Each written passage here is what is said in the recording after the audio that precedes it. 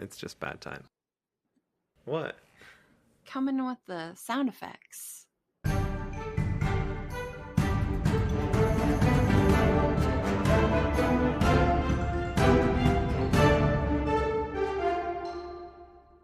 Hi, and welcome to another episode of Dungeons & Degrees. My name's Adrian. And I'm Alex.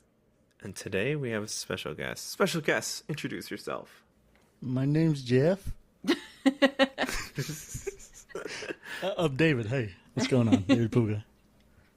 Welcome back, David. We missed you. Yeah, welcome been back. A few years, right? Returning guest. It's been so long. It's been 16 years. It's been 82 years.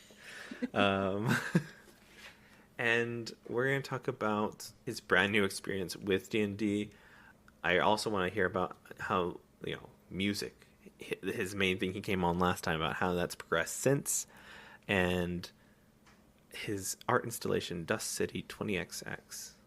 So I'm excited to hear about that. I know Alex was about to jump into it before we started, so here we are.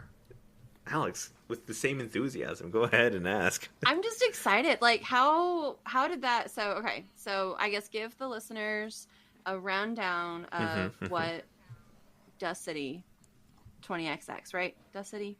I know. Yeah, Dust City 20XX. Yeah. I guess... So we have an awesome artist here named Sam Gaithan, who's doing a bunch of awesome, cool... Are we allowed to cuss or no? Yes. Yeah. Fucking cuss. Fucking awesome artist.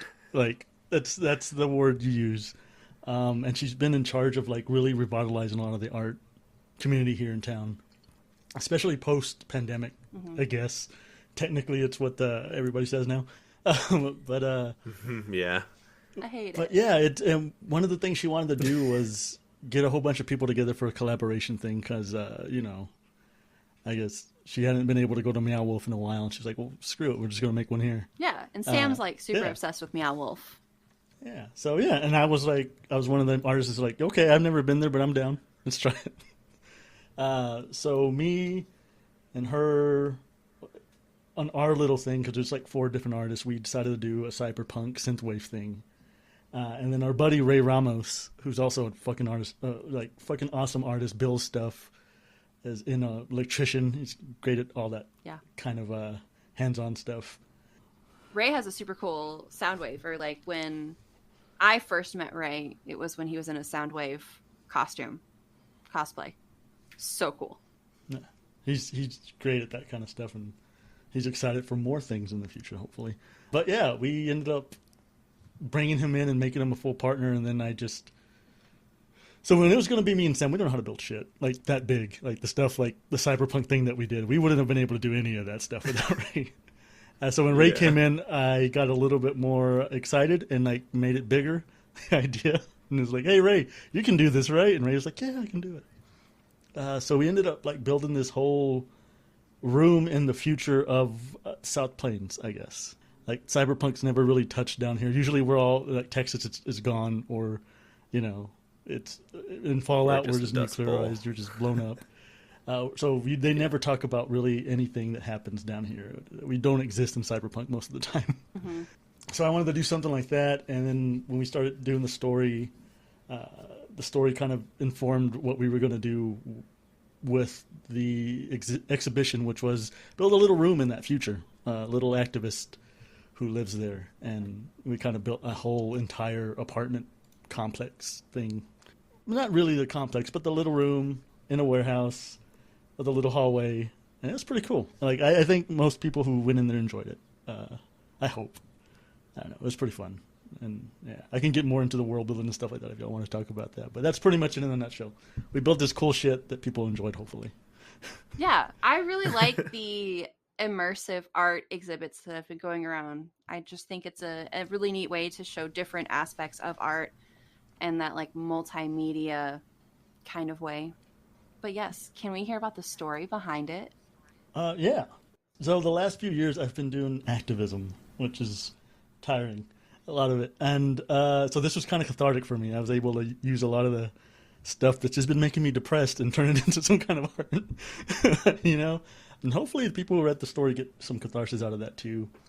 It's the kind of thing that sci-fi or fantasy anything, you can use real world social commentary and make it work in a way that tells a story that's enjoyable, but you also are like, hey, this, doesn't have to get to this place. But the story was climate change has gotten really bad, started hitting the South Plains and all the little counties around. I mean, think Mad Max, those big, sand tornadoes and stuff like that is everywhere. Destroyed a bunch of towns. So much like we humans want to do, nobody moves out of dangerous places. We just kind of stay put. We just stay where we're at. So in an effort to make that work, whatever government is around just kind of condenses all of them into one mega city here in Lubbock, since we're the biggest one here. And it becomes known as Nuevo Llano, which I think is way better than Lubbock, but I don't know. I like it. Yeah, it's cool. And then the cyberpunk part is like people would never call it that. They just call it Dust City. And the story is pretty hardcore, but also like there's no... The Greater Texas Commonwealth is what everything's called at that point. There aren't any...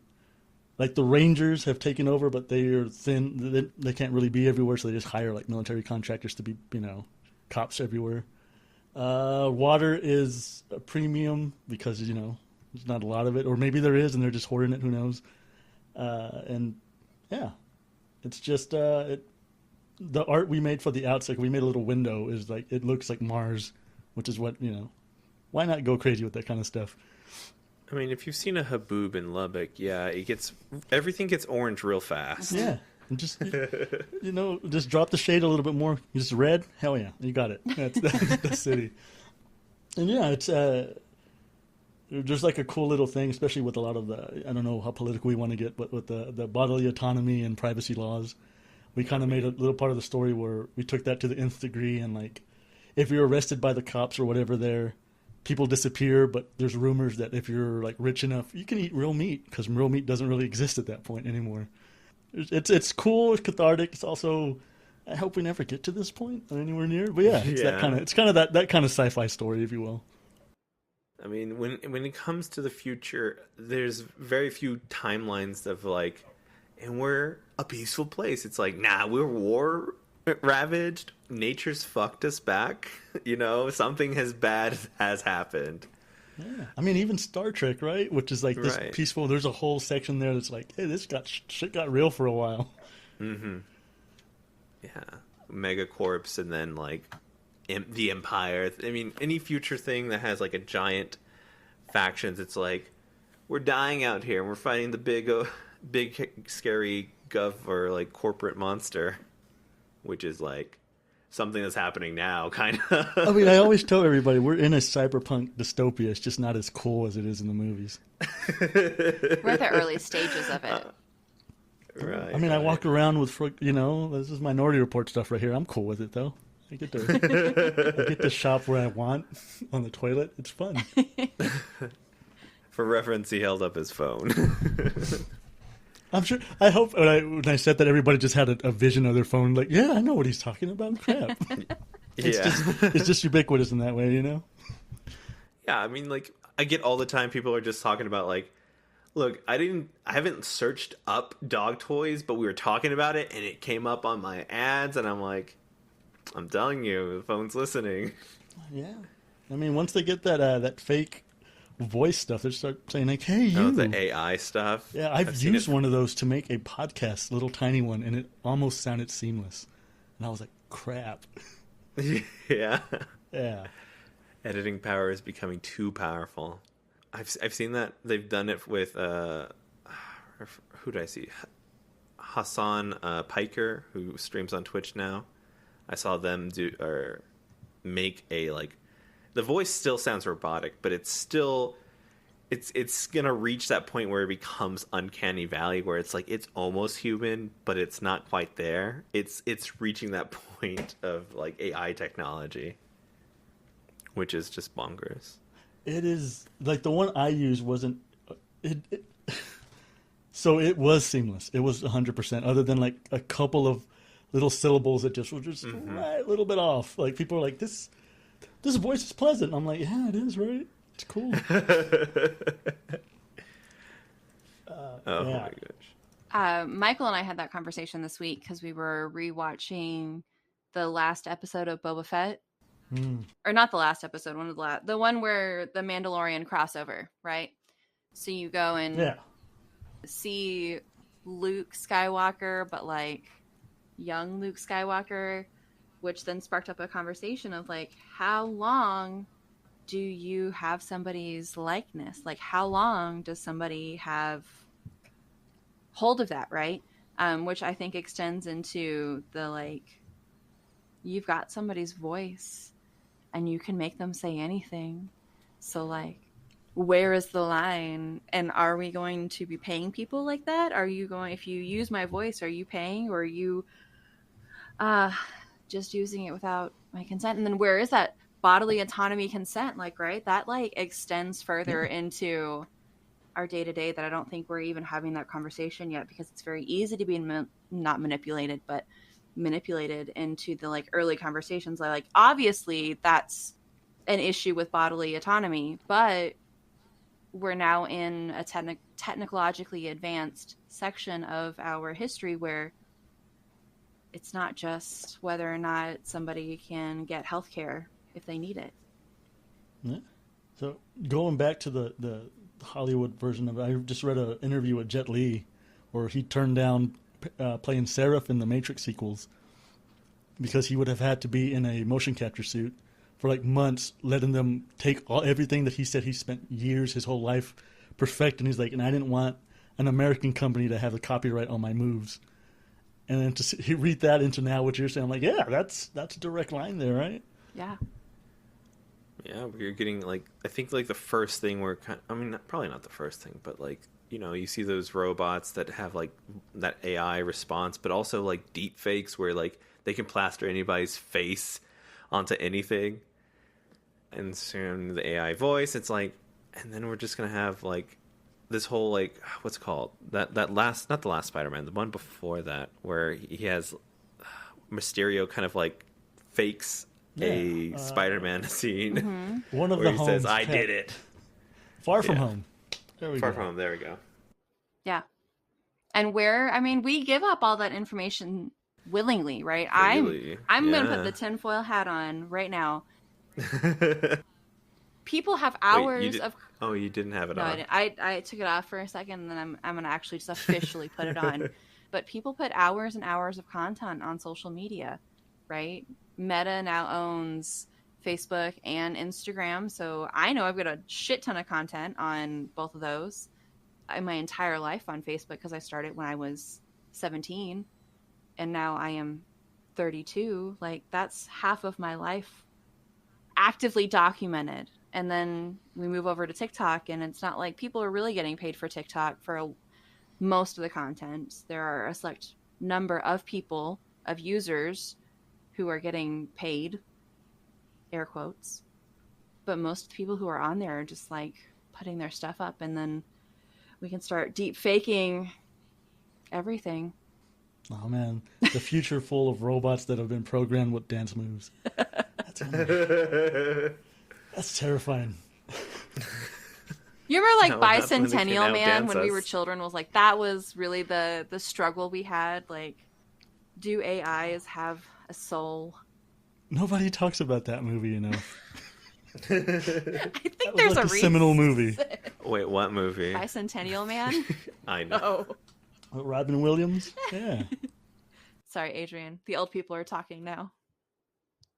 Back in my day, we watched a movie with Robin Williams. You remember him? He was a comedian. Oh, no, I do know. He went nanu, nanu. And even that was before my time, but but yeah. Oh. A D&D podcast talking about future stuff. I love it. We're living in a dystopia. Okay, anyways, D&D. How do we escape it, D&D? Let's get out of it. I mean, we go into a future role-playing game that's Cyberpunk. Cyberpunk 2077, yeah. That was kind of an inspiration for the name at the very least. For Dust City. And then I'd use the Mega Man, because Capcom never really liked using a date, because it, we're already past most of the movies that happened in the future. Yeah. When so 20XX is just a nice little, like, hey, whenever. A little placeholder. Whenever it happens, it's gonna happen. Yeah, people in the year 3000 are going to be, what is he talking about? That happened already. Have you been to the year 3000? I feel like I this had a is dream like one time. I don't remember it. I saw your great-great-great-grandfather. It's fine. He's doing fine, by the way. Your great-great-grandfather. And that's why everybody's Asian going to talk in the future, I think. Adrian, it's a Jonas Brothers song. Oh, I've never. I that's don't why listen I to have Jonas no idea what Brothers. you're talking so about. yeah, the only person going down that rabbit hole was me. Hey, you remember when the Jonases went on tour? I can't go any further with that. You remember when he was dating one of the other people that was a singer? That was fun. Wow. Topical. But yeah, so David, you've played Dungeons and Dragons now. Tell us about it. Yeah, I've only like 2 months into it, I guess. Oh, baby. So still. Okay, 2 months, but how And, many? like, How many episodes? How many times have y'all played? Maybe 5. Okay. Maybe. I had to miss one of them because we were building the Dust City, but yeah, it was. It's interesting. I like it. I kind of like it. Kind of. I'm like getting it. there. Yeah, I'm still getting the feel of it. Like so one of the things, because I remember before this started, we were talking about how y'all don't remember what it is to be a newbie on Dungeons and Dragons, and I guess I got thrown in with people. Well, my wife is playing with me also, so that's been fun. And Sam is part of the game also. Sam Gathan. She hasn't been able to go to majority of the things we've been doing. So, but most of the people I'm playing you're with, finding out. Yeah, I'm not. I don't know all that well, so it's really hard to lose yourself in a character.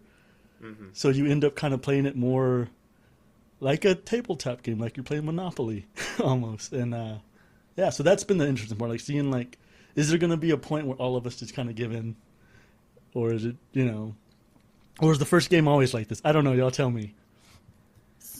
From what I remember, it's a lot of just running in blind and trying to figure things out as you go. I mean, I think the first time I did D&D since I was like a kid, which I don't remember that. I just remember getting killed by rats, was in college, and we were just like getting all the rules wrong. We were kind of like still figuring things out, and it was a mess. And we had a bunch of restarts for a bit. We had no time. We had a bunch of time because we were just like freaking freshman college kids, just not knowing how to properly school.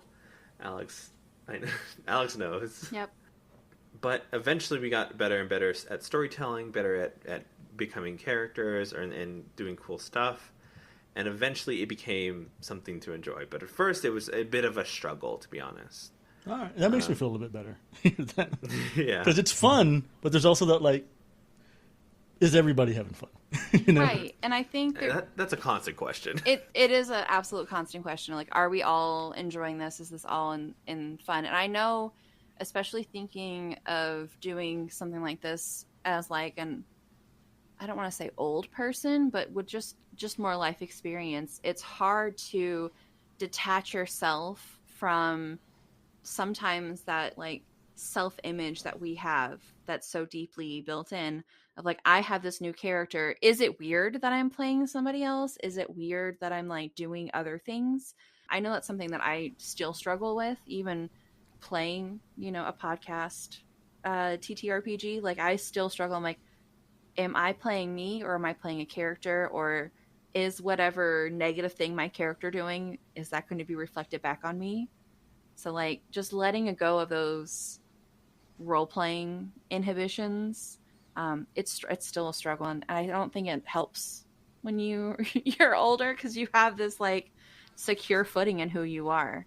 Yeah, I mean, and I think I made I'm trying to figure out if I made a mistake, because I have a character that I've been trying to do something with for a while, and I kind of adapted him for the game, and I'm like, was that a bad choice? Because am I allowing the story to be whatever? Or am I being too particular about my character? Because I know his story already. So and I think that probably happens to anybody who gets into their character enough, right? I think so too. I mean, and so my follow-up question is, how far of the story? Like, are you thinking full length of the story? Like, is this a character that you have from birth to death? Do you know that whole story? Or is this a character that you have all of the background knowledge for, and then you're picking up the story with your campaign? So it's entirely, I've written his story without details in the middle, but like I know the ending, I know the beginning, I know the big parts. Yeah. And I was like, I don't really want to think about anything, so I'm just going to take that character, try to adapt him, and I'll just let him be in this new world. And the new world seems fun, and my character's like fucking just depressing fucking dude. His world is awful. He's very Kurt Russell-y in that world, but he's still, Mm-hmm. I'm like, did I make a mistake here? And I mean, he's almost died a couple of times already, so he might not be that long for this game, but we'll see. But yeah, it's been interesting because it's that kind of thing. Like, am I the thing that goes to me is, am I hindering the story because I feel too much control and too much ownership of this character?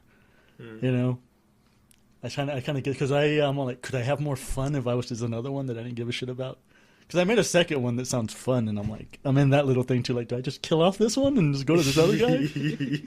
a lot of my characters are in that position currently. They're just like, Adrian said to prepare secondary characters because we've almost died 3 times, and this character looks so much more fun. I don't know. Should I just kill him? I don't know. I mean, because I say my character was like a dour Kurt Russell. Kurt Russell, like in the movies where stuff is serious, but he's just irreverent to it. The other guy I made is just fucking like a Belmont Witcher hybrid guy who I want to play very open and just wants to have fun while he's alive because he doesn't think he's going to be alive that long. I'm like, that sounds fun. God. And he has a whip. It's great. I love it. Heck yeah. I could see where you're trying to keep your character like precious to you. And you're just, I mean, I don't want to say you're doing it wrong, because you're not doing it wrong. Like, you're still playing the game. You still have your character, and you're learning how to take your idea of his story off the rails, because it's not necessarily what you think the story should be, because it's now a collaborative piece. So I'm guessing that the trust of like your GM and your other players, like you're trusting that they're going to write a good story for him as well, but he's still like near and dear to your heart. I get stupidly attached, evidently, to one-shot characters, and I need to stop doing that too. So I'm learning that about myself this week. I mean, I always wonder if that would have been better a one-shot before I jumped into like a campaign. I don't know. See, I don't think you have enough time with a one-shot to like fully understand the rules in the first place. But I also think that like one of your first characters is going to be like more oriented to the like what your ideal fantasy character is, at least from what I've seen so far. Mine's a dour asshole in a world that's going bad. See, that's pretty much what, there you go. Dust City. It's all Yeah. And this is the part of the podcast where we start therapizing that. Therapizing. So, talking about therapy. So, the last game I played, and this is a part where I think that coming in with people you're not 100% comfortable with, that kind of played into it. It was, my character was going to put everything on the table, right? And all of his backstory to an extent so the other characters knew him. It was that kind of like, this is where he gets you. But and in my head, I'm like, this is going to be awesome. I can say it this way. When I got there, I just kind of said it instead. And acted out. I was all this stuff like, oh, is that? No, that undercut everything that could have been. And I'm like, crap. Like, it was in my own. That's the other thing about playing this at my age. I've got 5 years on you, Alex. So this Saturday, I have 5 years on you. Happy birthday. Yeah, thanks. But like that, I wonder if that's gotten into my head too. Like, I'm just like, oh, am I afraid to? Because usually I'm not afraid to make an ass of myself, but I'm like a little bit more in my head, because it's a smaller group. Everybody's looking at you, and you're like, oh, hi, everybody. There's usually like, from my experience of playing with new players, it's like there's going to be this one matchstick that just ignites, and then the bar of like, I don't want to be silly in front of these people I don't know, until it's like, you know what? That sounds fun. Let's be ridiculous. Let's just have voices or acting and doing stupid shit.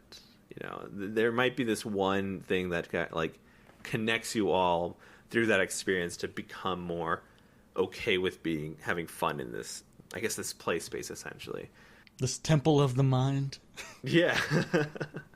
Yeah, and it's For hard. sure. So like anything you would have done in real life, right? I planned out this whole conversation that I was going to have. It was going to be eloquent. I knew what my body was going to do. I knew what my words were going to say. And then you get to that very moment and you're like word vomiting and like not doing everything that you had planned, right? It's I do the goofy. yeah. It's the same thing. Like I still verbal vomit sometimes when I'm really nervous as my character because that's what I do in real life. Like that's you're being like a human, I guess, with your character. And I think just building that trust in yourself as a player that whatever you're going to do is going to be supported by your other players and your GM. And if that happens too many times where you're like, I'm not supported by anybody at this fucking table, you very nicely gather your things and you just leave. Like, you don't have to. If you're not feeling supported with your other players, I don't think you have to stay at the table if they're not, like, there to also support you. I mean, if that's what's at your table, if that's what you want, like, absolutely tell your players, the other people around you, that's what you're looking for in the play. And, like, I'm feeling a little nervous about all of this. And then, you know, we're just excited all together about what we're doing at this table. And you said get up and walk away. The social anxiety part of me is like, no, I can't do that in front of everybody. What are you talking about? Hey guys, I just need to use the restroom, but don't mind me grabbing my dice. Just tell my wife, bag. I'm gonna be outside. Just go outside. Go. I just need to get my keys. It's nothing. It's nothing suspicious. I need to use the restroom. Call wife. Oh no, an emergency. So that's been nice. So like I said, this one's coming in. Like the thing is, everybody's come in with as a couple, like whether you're together or whether it's another friend. So we all have like a person there that we trust to an extent, and that's helped a little bit. But it's also like, the dynamics is like, are you always just playing off your spouse or your friend? And that's the thing. And we're still early on, so I don't know. And that's the kind of thing I wonder what's going to happen with that. If we're all just going to open up, if it's going to be, you know. Yeah, do y'all take time after session to just talk candidly, or is it like, session's done, gonna go home, bye, I'm sleepy? We do it late at night, so it ends up, like at the beginning when we're waiting for somebody to arrive, we have a talk, and then we start, and then at the end it's like, oh, bye, everybody, get on mouse. You don't have to stay here, but you're going to stay in the front of your lawn, I guess. So yeah, there's that. And that's just, as you get older, it's just harder and harder to do, especially this one's in person, so... I wonder if on Zoom it would have been different, but yeah. Well, I mean, we also have spaces to like talk about the game, and I know that the games that I play, you know, I'm going to say that the games that I play have other players who play podcasts, and so there's usually some sort of like after party or pizza party. Oh, yeah, there's like a after the game we all go to the ice cream store and we talk about the game itself. So a lot of the people that I play with already naturally have that like open conversation after the game. So we don't play all the way until we're all dead. We play so there's enough time for like aftercare, because I mean aftercare, regardless of what you're doing, is important, you know, so everyone can potentially be on the same page. If they're feeling a little nervous, you guys are all new, interacting with each other in a different way, not just like a business way. Like this is like a more intimate space, or it can be. I'm not saying it has to be. So it may not have to. It may not have to. Right? It doesn't have to do anything. That's a hell of a game if it gets that hard in, that intimate. It's a little bit too much for me. I'm like, I don't want to cry with y'all. That's awesome. Yeah, I think that's the thing that I would like more of in general, is like that aftercare you're talking about, where you like get to know someone more. Yeah. It takes some time to get used to that, because like, one, you're already nervous about the game itself and how you did, and then it's like, okay, I don't know, and then it's like, well, time's up, bye-bye. It's like, okay, now I don't know if that was a good session or a bad session, or should I continue doing the same things. So usually, like, I ask this like every couple sessions, like, hey, is there anything you want to do that I'm not hitting, like, as I'm playing as the game master, or, you know, hey, I really liked this when these two interacted, and I usually try to endorse that during gameplay with, you know, inspiration points and such. So like, there's ways that I've put it so that I'm like, hey, that thing you did, I like it, do it more of that. And any conversation we have is very constructive, so I understand what the needs of the players are. And what you were saying about the intimate thing. So that thing goes back to when I had that speech I was telling you about when I thought it was going to be real awesome, and then it just didn't work out. And it's that kind of, it's especially, again, I'm putting quotes up, post-pandemics, that world that we're in. I haven't been around people all that much. Just recently I started doing it.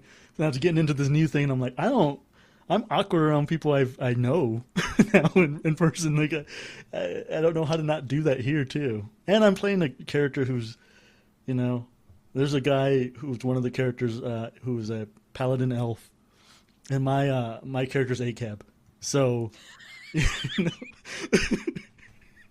fuck yeah, dude. So that, and I'm all like, I've recently started doing like my character. So my character says, I'm a little ACAB, but my character is saying this to you now because I'm like, I don't want you to think that this is, some real dislike between us because I don't know you. I'm getting to know you. And I think that's a good conversation to have, like, before the table starts or right after, of just checking in with that other player, because if there's not a dialogue saying like, hey, you and I just had this intense interaction, and I want you to know that I was coming from my player's point of view and attacking your character, not you as a person, right?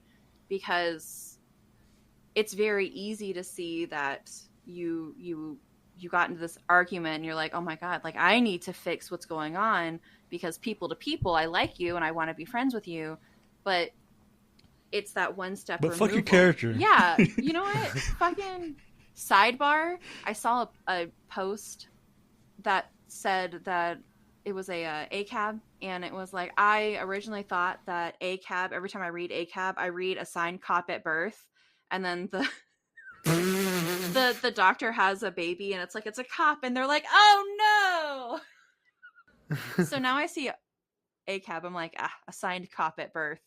No. The other thing too, I think, with having those kind of role play moments is that you have to kind of check in like, hey, I love the drama, I love the story that it builds. Is this something you and I can keep growing, or do you think it's too much? And then we have to find another methodology to express our characters' wants or needs. That way it doesn't get too heated later, or even though you might say it's just my character, there's still that like sense of like, and I explained this because I've had this issue in my game where people are just calling each other idiots and stupid and like, oh, it's just my character, I don't think that.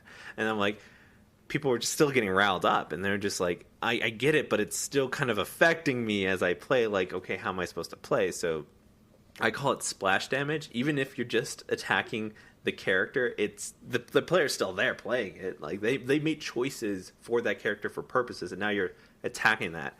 Even though it's indirect, it's still kind of somewhat psychologically affected them. So like, hey, if that's not working for you, we gotta call it off. Like, hey, let's stop that. And we had that conversation, and we had like, okay, we just don't call people names where it feels like it's unwarranted, and they don't like that kind of role play, so we don't do that with that character, but we have 4 other characters we can role play with, so that's fine. Just having that check-in is important. Yeah. Because I know when you start attacking people's like fandom, even though it's not personal, because a lot of people have seen so much of themselves or whatever in there, it starts to feel personal. You're like, oh. Yeah. So yeah, I get that. That makes sense. I get hurt too. I have feelings. What's that? What's that TikTok? You're gonna call me a bitch? Put sensitive in front of it. You I'm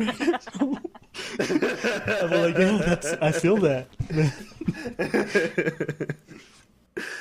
Yeah, and I think that it's a conversation that needs to be had before it gets out of hand. And people on TikTok, there's like the quote unquote old guard getting angry about like the idea of what's called consent sheets, and it's like, dude, it's just telling you what to avoid, and they're not gonna like it. That's not the worst thing ever. It's like, people get mad about being cautious around other people. I'm like, look, this is a game for fun, not for like your sick pleasure. Just one person. It's a community game. It's a You're group not getting game. paid for it. You don't have to take this shit. Hey man, fuck you, I'm out. I guess you just couldn't handle it. No, you're just not I just don't want to play in your flipping game. I can curse. What the fuck? Your fucking game. Flip I was, you. I was around a kid earlier today. Okay, so I had to be like, shoot. Adrian, as a DM, what would your advice be for early beginning baby DMs about situations like this?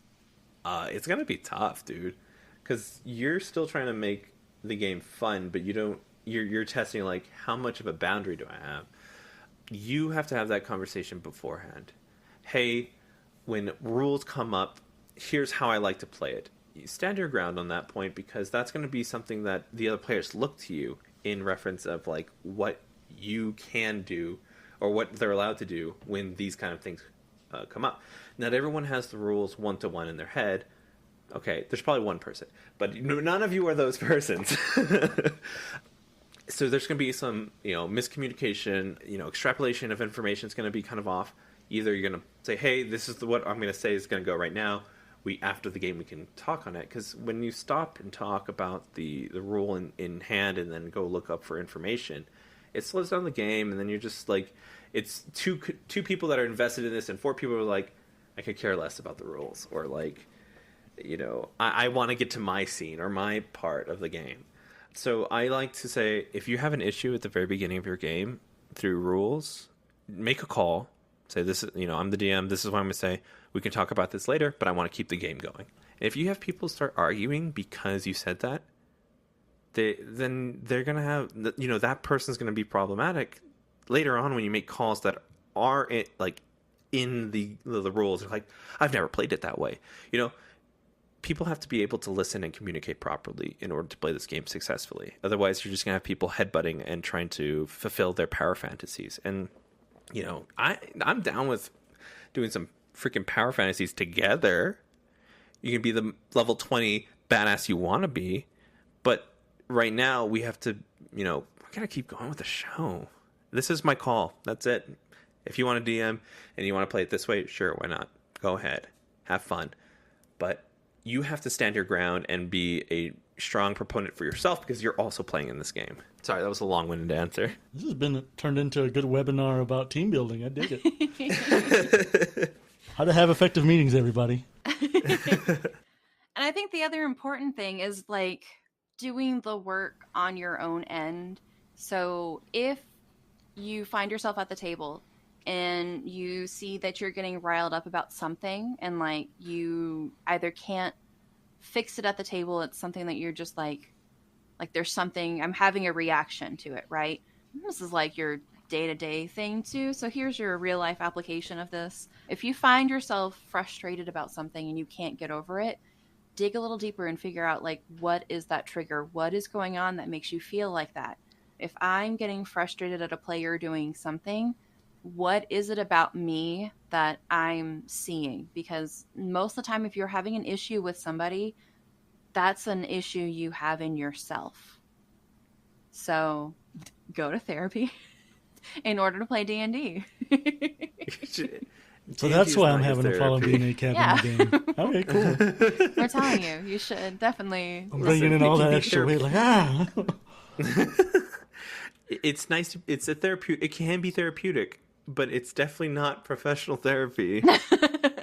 Okay, like you can trauma dump, but like if this is really affecting you, we might have took this off table. Like, ugh. That's a good rule of thumb. I like it.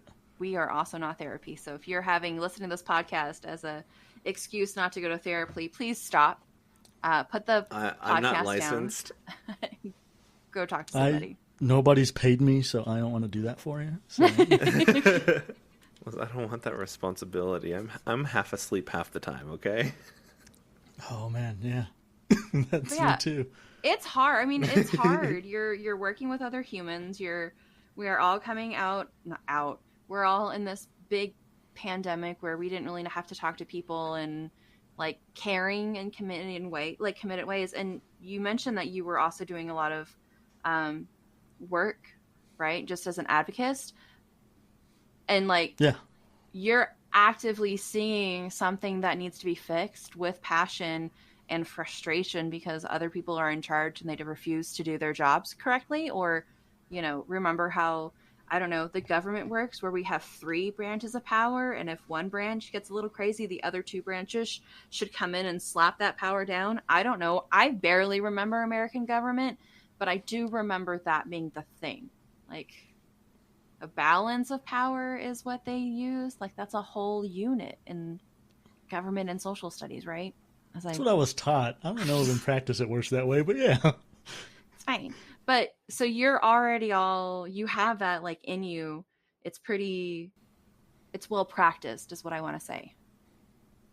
It's well practiced for you to have like frustration and anger. And so now you're switching that gear and like trying to play compassionately and like a human. And it's fucking hard, bro. Like it's hard. It's a human. It's hard. It's hard to human. We're just really smart apes who know we're gonna die. Golly, yeah, we were barely making it by. We were just assuming we're doing everything right, yeah? Right, Diana? We're assuming that. Oh, crap, I need to start doing that stuff. Diana's doing perfect. She is. She's actually not. She has a little limpy leg. And I can't find out if there's a thorn. I've been looking. There might be a muscle, I think. Oh. And so I've been, yeah. She's doing better, though. She woke me up like 3 times last night. What weight is the dog? Is it a big, medium, large, small? Medium, big medium. She jump a lot? She used to jump a lot. And that, well, like she jumped on my bed. She'll jump on me. She jumped for snacks. But then, ever since she's been limping, she's just like, she knows it's gonna hurt, so she starts whimpering. Aw. Keep an eye on that. Yeah. It could be a torn ACL. Yeah, I'm watching or a bruised one. That's what happened to my dog. He ripped both of his back legs. Oh my god.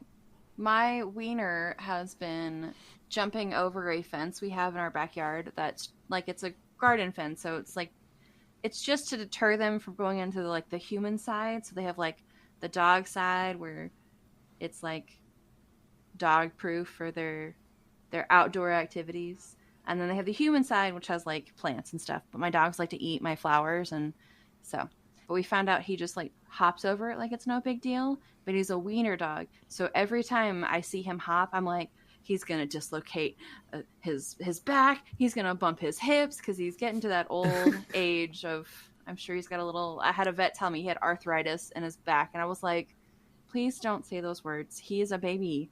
He is my baby. He is not almost 12 years old. He's not. So I always picture worst case. I have a dog with wheels. I know. He's old. I mean, technically not by dachshund standards, because dachshunds live to be like 15, 18 years old because they're spiteful creatures. They got to stay alive to eat groundhogs. They have to. Never know when they're going to attack. They could at any point. And then where would your flowers be at that point, you know? I would have to have a full bouquet in my backyard, and what would I do with that? I'd have to trim them myself. No. Adrian, are you okay? Yeah, just Diana's looking at me. So you just go, oh. I was like, oh. we became dogs. Me and Alex. Like, what happened? You didn't see it. My ears started pointing forward. I was like, what's going on? So, David, how are your projects going? Any fun projects in the pipeline? Anything that are you just fighting you for can't talk about everybody's no NDAs? Rights? No NDAs. Oh man, I haven't done anything where I have to sign an NDA in a long time. I miss it. We gotta send not talking about it. Send David an NDA. Yeah, next time I have a project for you, David, I'll just send an NDA. I mean, one of them was I did a project for you, Adrian. It was pretty fun recently, a few months. Yes. Time doesn't make sense anymore. It might have been a while back. I'm not sure anymore. Yeah, I haven't. I've put it in the stream. I just need to implement it better, and then also the update on the what's called assisting me in doing some editing stuff, which was very nice. And that's how I got the new trailer out, because otherwise it would sound a little clunky. But thanks to David's help, I was able to kind of fix it up. That's what I'm here amazing. Yes. I don't like keeping all that stuff I've learned to myself. What's the point of that? And I've worked with you too outside of this on another project, which has been pretty fun. Which I think I'm going to work on another episode of something you're doing soon. From what I hope can so. tell. I'm not. Look, that's not my job. I just show up and I perform, and it's wild. It's weird. Which is why I was surprised when you said you start rambling and stuff. I was like, you sounded like you knew everything you were about to say in that thing I edited. I've realized, so here's the thing, if you're ever doing a podcast or you're playing with other people, I don't describe my character very well. And I think I don't know what that is. I will uncover that later in a different therapy session. I do a really shitty job describing what my character looks like. I need at least 3 people to go before me. Why do you say that? I do it every single time. Because then people add in details of like, oh, they have this length hair and they're wearing these kinds of clothes. And for me in my brain, I'm like, that's not fucking important. Let's fucking go and do this job. Like, let's go. My character has a face and eyes and a mouth. Get the fuck on the ship. What's up? Let's What do you need to go. I'm a know? worm. We can conversate. That's all you need to know. Let's do it. I've got hair. There's an outfit. I've got clothes on, and that's it. Let's go. The best clothes you can think of, that's what I'm wearing. Okay, let's go. It's just a burlap sack. Hell yeah. But like that changed gameplay. Yeah. It changed gameplay for me this week.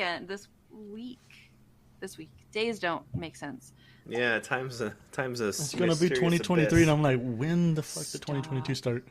Oh yeah, that's what I was about to say. We just went to the store and they're unloading fall things at the Target. So Halloween. yeah, Already. we're almost there. Yay, spooky. Yeah, fuck the start of school and whatever else comes in between. Labor Day. Yeah. Right? Turkey I don't- Day. September? I don't know. Anyways, Earth, Wind, and Fire Day? Hell yeah. Hell yeah. do you remember Yeah. The 21st night. of November? No, what? September. Stop. I'm done. I'll see myself out. Goodbye. Bye. Remember to tip your waitress.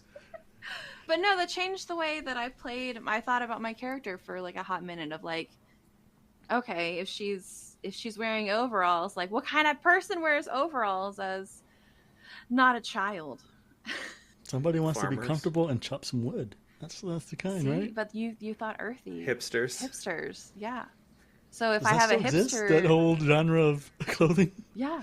It's the black overalls with a yellow beanie Yeah. with a white shirt underneath. I got a little hipster. So if she's a hipster, then and okay, we're gonna compost something. Then obviously I have like a fair trade, organic blend coffee bag on me, and like that makes sense with my character. So going a little bit Compostable further. toilet with you at every time. Absolutely. Small tiny house. I would Oh, yeah. and like a little trowel or like one of those like pee rags that like hikers use. I was drinking water. Sorry. So reusable toilet paper. I was on that part of TikTok for a hot minute. I don't know why. Nothing about me. How likes dare the you try to outdoor. kill me just now? I don't appreciate that. Come On on the your show. podcast. I wanted to feel okay. I'm going to leave with some extra trauma. God. All for a P-rag. I just, Oh my gosh. But yeah. But- yeah. Yeah. To answer your question about stuff I was wearing, I was like, what were we talking about? I don't even remember. P-rags. We're And talking it about hit me. The P-rag just like, it was that kind of thing when my eyes just opened up. I was like, oh God, okay, I remember. Yeah, we are actively planning more Dust City right now. Yeah. There's a couple of ideas. I've talked to a few people who like the world, and I'm new to tabletop stuff, but I'm talking with people who know a little bit more than I do.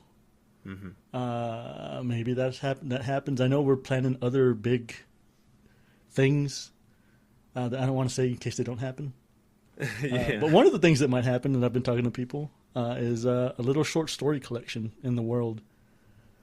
I really love the old, I always say this, horrible man, but I liked what he did. Lovecraft's, you open up a mythos and you let other writers kind of add to it. And I kind of dig that kind of world building myself. So that's fun stuff I'm working on. Yeah. That I can talk about. Storytelling. Look at this man. You tell me when the next First Friday comes out. It's on and I'll next jump First to Friday. Lubbock. Adrian, you just answered your own Well, question. with Dust City, because I don't know if it's ready for the next. How long? Yeah, how long That is that city going to is be gone. up? Is it gone? This particular one is gone. Oh, See, yeah. So the Yeah. next one, Alex. Haha. Next one might not be till a little while. It's a little bit more involved if we do it. The installation. Yeah. Because you It were at might not even be the cast, one of the casps, right? The studio something behind the thing. behind Right the by the icebox. post office. Yeah. No, I had a firehouse. friend ask, Icebox. Fire. was it a firehouse? See, this is the thing. I had a friend go and he called me and he's like, hey, I want to go see your thing. Where is it? And I'm like, where are you at? And he's like, I'm over here by this other place. And I'm like, oh, I don't think you're near there. And I was like, it's by the post office where the railroad tracks are at? And it really became that southern way of telling people how to get to stuff. You got to turn at the Walmart. And there's another thing over here. You're going to see the house of an old woman who's going to wave hi to you. And you're going to keep going straight from there. Howdy, would you like some pie? Yeah. There's 3 there's gonna be a slices left. tractor. Hurry up. It's going to have a weasel in it. And you keep on going right there. You're going to be great. But yeah, so it was at one of the cast Like galleries. the 3 little building thing. Yeah, Right. and I think Yeah. that was one of the last big shows that Sam got done, who pretty much facilitated all of this, is doing there, and she's moving to another studio in the same place. So, yeah, but there's ideas there. I think that whole idea has legs, and I hope we can see it through. Yeah. Oh yeah, and that was gonna be my follow-up question. How do you feel the like immersive arts scene would be in Lubbock? Based on what I'm still big crowd phobia right now. It's fair. So I don't go to a huge one. So I went at the end of stuff, but the people I did see going in and the stuff I've heard from other people who went to it, it kind of seems like we're starved here for it. Like people would dig this kind of stuff. We just don't have enough of it. So More yeah, arts, please. I mean, y'all both lived here, right? Mm-hmm. Y'all know. Yeah. Did I ever? Did we ever? Yeah. But yeah, it's cool stuff like that doesn't, that particular thing doesn't really have a history here, so everybody reads about all these other places that had this stuff, and I think everybody's got a little FOMO, so hell yeah. I absolutely agree. I think, especially coming from Lubbock and then moving to somewhere like Dallas, it's every other weekend I can find something to do that's art or music or, something entertainment wise, where in Lubbock you have one weekend or one Friday that I know that I'm going to do something artistic. Otherwise, I may be going to see a play or something at Texas Tech, but that always feels so removed from me as a person. Like, I'm not at Tech. I don't necessarily want to watch the children just go do shows. That's right? the thing, right? Like, oh, I want to be hello, fellow involved. kids. I'm here to chill. Yeah, I mean, and that's so. Again, I'm just gonna keep because she's awesome. Sam Gaitan there's a lot of stuff now, and I think she's inspired a lot of stuff. It's a lot different here. So excited. Since everybody got out and about again, which has been exciting. And it's exciting that I was able to be a little bit part of it. It's cool. It did look very cool. Because I'm a fucking introverted. I hate people, Just- Yeah, it happens. I hate the capital P people. Like, I like. Oh yeah, I love like individuals. persons. Yeah, but I hate the amorphous blob that is people. yeah, we the people is not my favorite. But It's like I have to watch it. I'll see you. I'm gonna be over here. yeah, But yeah, so it's been fun, and I think there's room for a lot of growth here. Everybody I see talks about Lubbock like we're a little tiny city. We're not. We haven't been for a while. Oh yeah, you want to talk about little tiny city? Oh yeah. How many people live there? 17? Maybe. I think it's like 2K, but then we also have the other one, Marfa, and then little other one, Marathon. Three little tiny cities. You got your own little Dallas Metroplex there. You got a bunch of little cities next to each other that are... with mountains. Yeah. But yeah, no, I get it. Lubbock, they're like, Lubbock, that little thing. And I'm all like, miscounted, we have like in the county now like 300,000 plus people now. Mm-hmm. and that's wild because such monumental things. So like, excluding all, I mean, the white contribution to rock and roll came from Lubbock, right? Buddy Holly came from Lubbock, so there's a big, I don't like a magic to Lubbock that I think gets overlooked with the arts. Yeah, it's you grow up in a place where things feel more oppressive. You tend to rebel a little bit more, you know. And now that we've gotten bigger, there's a huger supply of the people who would have been oppressed in the past who are like ready to just do some shit. So it's fun. It's a weird time. It's interesting. I'm glad to be part of all this thing that's happening. It's exciting. Fuck the system, man. Oh, yeah. We're here for that. Hell yeah. Yeah. Dude, I loved how, like, boomers were just like, I hate it. I loved your music till you got political at Rage Against the Machine. You're like, you weren't listening.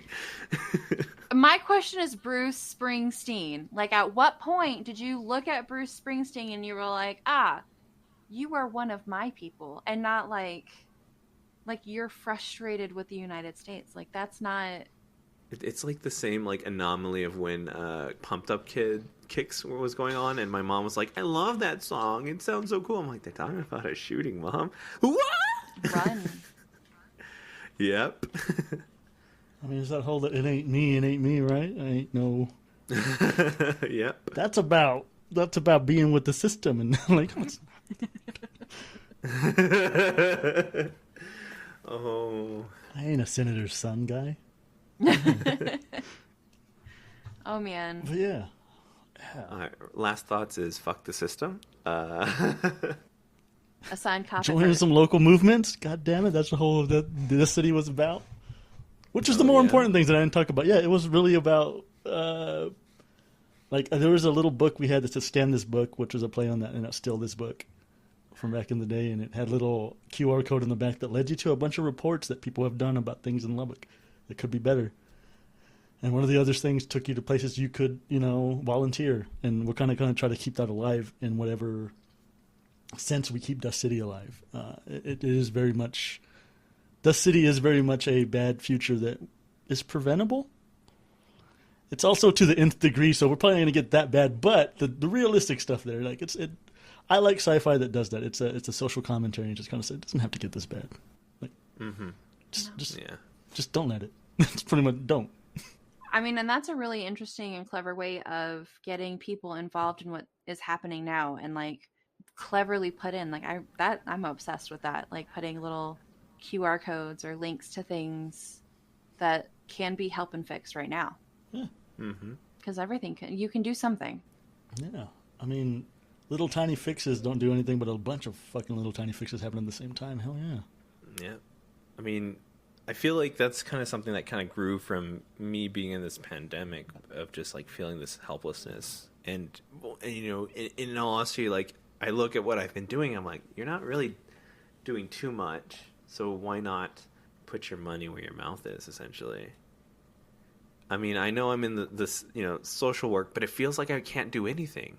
There's a lot of things restricting me from like trying to help in a better capacity, because we ran out of funding, and we don't get more funding until September. So we can't help some people that don't have insurance at this point. We can do our normal services, but we can't send people to hospital. And it's just like there's like some people I'm like, you need it, and I can't do anything about it. And, that just feels like shit, dude. That's one of the hardest things about doing any of this type of work, whether you're doing it professionally or whether you're doing it on the side, like I am. It's just because I've talked to people on every side, and it's just, capitalist hell is what we're at. But that's pretty much what you need to do the stuff sometimes. You need the money, and it's not coming in. You're like, well, fuck. What the hell? So, yeah, it's interesting how normal a lot of the stuff that people used to see is like, that's an outlier, is now when you talk to like us, what we're talking about right now. Mm-hmm. People, if you just say this to random people on the street, they're going to know what the fuck we're talking about now, which is wild to me. It's not just like, only professionals are going to talk about this. Only these people who are like super, like everybody kind of knows this kind of feeling now, which is interesting. And again, just like Lubbock Grown, this in and of itself has a lot of opportunity to make some real change and to really grow into something if it's done the right way, which was what Dust City was about, is trying to You bring people in with some fun, and you let them go with like, what was this about? What is this doing? Can I do this stuff? Yeah, that's the great part of fiction. That's the great part of D&D too. You know, I think from what I've seen, I'm still new to it, but I've watched a lot of things. Is that you could talk to real bring things. it back. Bring it back. Hey, that's good. Yeah, I'm a good interview, see? Awesome. Dude, I loved, when you said scan this book. It's so cool. I don't know. I just like that play on it. So cool. I don't know why. Gives me the brain fuzzies. It does. It tickles it for sure, like tickles my brain into thinking like, where can I stick information in obvious places that could garner attention if done just right? Like, or what ways can we creatively get information to people? Yeah. And I'm a big proponent of pop culture is how most people get their information now, for better or worse. You know? Is that not what South Park is absolutely defined on? Is that not why why Trey and Matt are just absolutely bazillionaires? They've become the problem now. We just watched the pandemic episode, the like longer, I don't know, I think it's a 45-minute episode. And it was the episode that they're trying to get vaccines out to the teachers, and Mr. Garrison comes back to South Park after being the president. I missed a lot. Oh. Yeah, no, it's a whole thing, bizarre. right? So yeah, Mr. Garrison went from being a mirror of Caitlyn Jenner, then to being Donald Trump, and then detransitioned and became back into like the teacher role in South Park, but everyone hates him, or a lot of people don't. But then it's like a QAnon in the episode as well. It's absolutely bonkers, but especially as a teacher in the pandemic, a lot of the stuff that was happening, I was like, oh, that's not funny because it's 100% true. Like, just teachers not getting vaccines, and it's only like the old people, and just it's a wild episode. And then I had to think about all of the other episodes of South Park that really seemed like they were just farce and comedy and ridiculous and stupid. And you've got Mr. Hanky, who you could on the surface level just ignore and say, oh, that show is for like weird children or weird grown-ups. Yes, me. But like the truth and accuracy is too much. Yeah, I mean, not to go on another tangent when I think you're trying to bring it to an end, Adrian. Nope. So I also watched. I liked a lot of the adult animation that's coming out recently because it's the same thing. I just barely finished watching Final Space, which had a lot of what it is to deal with adult and like how time and death and things are eldritch beings in and of themselves. And you're like, oh crap, yeah. Oh my That's the way God, it they feels. can become overwhelming. Oh my gosh. So yeah, I think pop culture is. I mean, it's the stories we used to tell each other, like the people thousands of years ago used to tell them with the gods and everything else. All these morality tales. We do it now through pop culture, for better or worse. I mean, Yeah. Mm-hmm. Seth MacFarlane is another good one who does that, especially with like the Orville right now on Hulu. Yeah. I've heard that changed a little bit and became a little bit more. They came I only saw out. the first season. The season right now, they got that Hulu budget. Oh, that Disney money. And he didn't pull those punches at all. Oh, you have a child who wants to transition their gender. Oh, but this child is now seen as political. Well, fuck you. We'll figure out how to do it because we're not going to let this child live in anxiety or angst or any kind of negative emotion because they deserve to live their life. Yeah. I kind of like when growing up, I know there was a lot of stuff that had that very. And it tried to do that kind of stuff, but did it in such a way that it could still be interpreted the other way. It's right in that line, and now people are really just going like, no, fuck the line. Like, this is what we're trying to say here. Yeah. And I kind of like that a lot more. Like I said, going back again, Dust City was very much in your face. Like we did a whole eviction notice that was just about how the government doesn't give a shit about you. That you could read there. It was, we got into it. Like the world building was, it was there. We tried. We got into it. Did you guys have conversations about that before you, like, how did that come about? Yeah. So I laid it all out. and I said, "Does this sound cool to everybody?" And one of the artists, Ray, was like, "Yeah, we can build cool shit with this." It always came back to like this part of the story. Oh, Ray's awesome. Ray's like the 100% good guy. Yeah, Ray's great, and like half of the stuff we built would not have been there if it wasn't for him, and him willing to like collaborate, and really that was the biggest thing about this. The collaboration we did was just great. And Sam, I mean, if anybody who knows Sam, she's down for all this. This is her. She created the main character that we were that was the room was of, who's an activist, and she wrote a diary, which I think got thrown to the side, so I don't know how many people actually read it. We were kind of sad when we found it, like, oh no. But yeah, so it was stuff that to one degree or another we all kind of agreed with, and everybody was down with the activist part, which I was really happy about, because I was like, we can do this without this. It just wouldn't be as cool. But yeah, so if you find collaborators that believe in the same kind of vision you have, that's always, I mean, goes again, because I'm a good interviewee, that's D&D, right? Good collaborators. This is a man. Hell yeah. I will take my tips later, guys. You want more premium guests? Patreon? 100% uncut premium guests.